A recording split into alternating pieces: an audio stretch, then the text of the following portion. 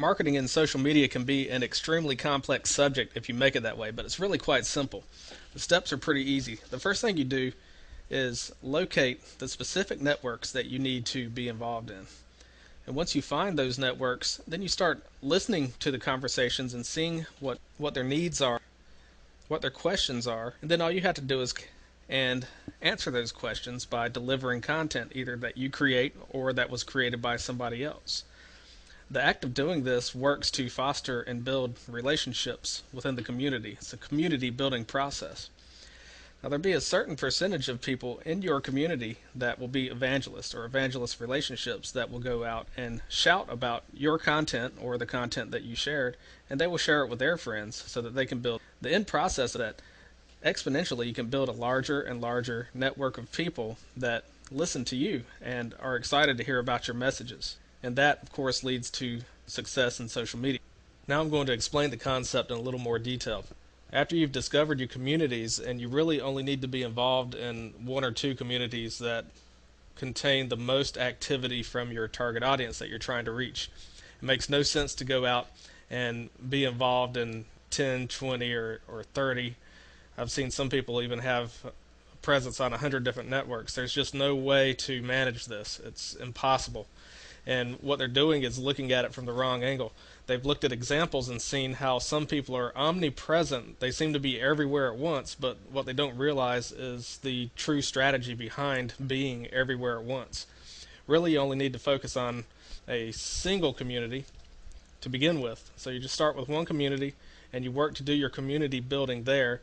And you do that by answering questions or becoming a part of the community and creating relationships in the process. And as you do this, you'll start to learn what the community needs and wants, and you'll start to devise content strategies on how to deliver on their needs so that you can build even stronger relationships and bonds from that point forward. So what you're doing here is you initially inject content into your community. This is your community here. And there will be a certain percentage of your community that are good friends. You're going to foster relationships. You have to do it, and you want to specifically seek out people who are evangelists. And on the inside, we have a specific formula for locating these people and befriending them and networking with them. Because what these evangelists are going to do is they're going to find your content or the content that you share from other places to be very engaging and on time because, of course, you've taken the time to listen to your community. You know what they want. So these evangelists are going to shout your messages out to their communities. And you can see the process just grows exponentially over time. So this is a process of community building that doesn't stop. But the return on investment in this is your relationships that you build, because you're building a community of people that anytime you have a product or service that you're pushing or promoting or whatever, you'll have a community set, and this is your asset. This is something that you can rest on. So in this membership, we're going to teach you how to build these communities, how to foster these evangelist relationships, and how to appeal to the community at large based on your target market need. Your return on investment comes in as people from your community start following you over to your central hub or your blog. And it's from this blog that you will start entering people into your sales funnel. So this is your sales funnel process here, and people come into the sales funnel. You're just dripping people down into your sales process here. Now your sales process down here in the funnel could be your product catalog, a website. It could be anything.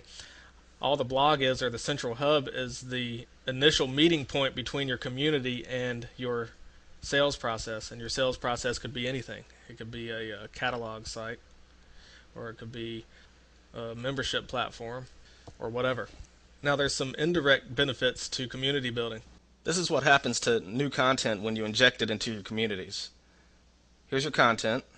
Then what happens is your content ends up getting distributed by your evangelist relationships or your communicators, the people that are out there talking about what you're writing about or sharing what you're writing about. They're bookmarking it, they're sharing it, they're digging it on Dig, they're mixing it, they're spinning it on Spin, they're doing all manner of different things, and this syndicates your content into areas that you're not directly involved in. and it gives you a sense to other people that you are omnipresent. You're in multiple places at once, but what's really happening is your evangelist relationships are taking care of all this for you. Now, one of the indirect benefits of this happening is that as your content is shared, you're going to start getting multiple search engine listings under single keyword terms. You're going to own more than one spot in the search engines.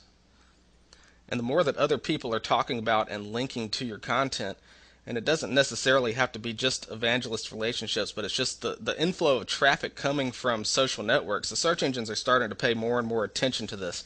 This is a phenomenon known as SEO 2.0. And this is where your content begins to increase exponentially in visibility because of multiple search engine listings, and also because of your rise in the search engine rankings because of the social activities surrounding your content. So in essence, each piece of new content that you put out increases your reach, increases your visibility, and gives your evangelist relationships another reason to syndicate your content across the social web. So how much time does all of this take? It really should only take as much time as you have to devote to it. If you're only involving yourself in a single network or a handful of networks, the time proposition isn't substantial. This should act as an enhancement to what you're already doing, or act as a guide to help you locate and work a new business that you're exploring. The private membership is set up in a self-paced fashion, so take the lessons in the course as you have time to complete them. Never let them become a distraction to your current business. We look forward to serving you on the inside.